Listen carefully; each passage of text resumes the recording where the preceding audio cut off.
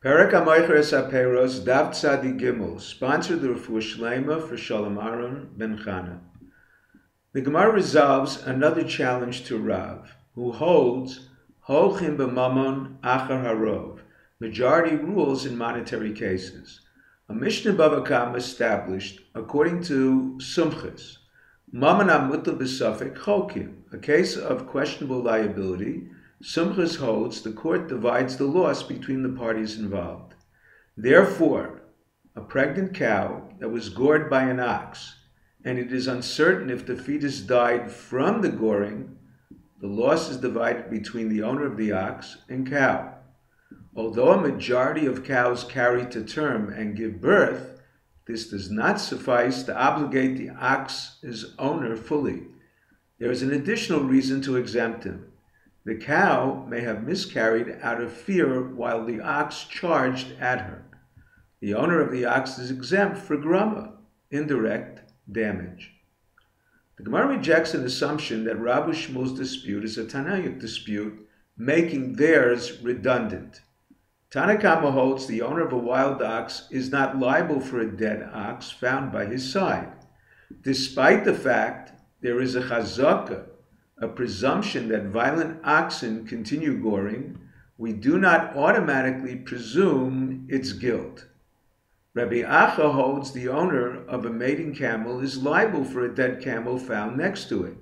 It is common for a mating camel to become wild in rut.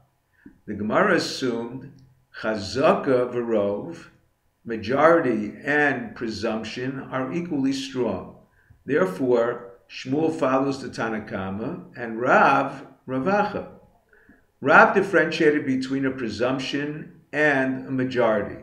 Tanakama may not rely on a presumption of guilt, but would rely on a majority, a stronger indicator. Shmuel holds like Ravacha. The chazaka here is stronger than a rov. Mating camels are naturally wild. Therefore, it is reasonable to assume it to be the killer, whereas there is nothing particular about this case to warrant majority rules. The Gemara rejects the assumption that our Mishnah refutes Rav. The Mishnah states even if the seller sold flax seeds that are mostly sold for planting, despite this he can claim this sale was for eating. Shmuel follows our Mishnah.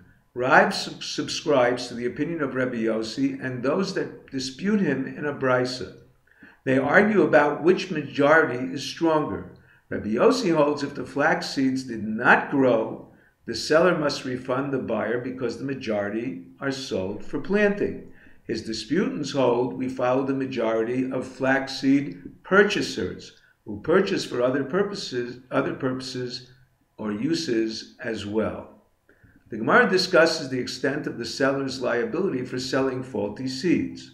Tanakama holds he is not liable for the expenses of plowing and hiring workers to seed. Reb Shimon Gamliel holds he is liable for expenses. This is based on another of his rulings. A miller that did not moisten grain before milling, as a result ground whole wheat flour, or a baker that did not bake the bread properly, a butcher that did not slaughter properly, a caterer that ruined the food, not only do they pay damages, but must also pay for the embarrassment of the host and his guests. Certainly, he would obligate them to pay expenses. If you're enjoying Daf 5, please click on the link below, subscribe, and become a sponsor. Thank you.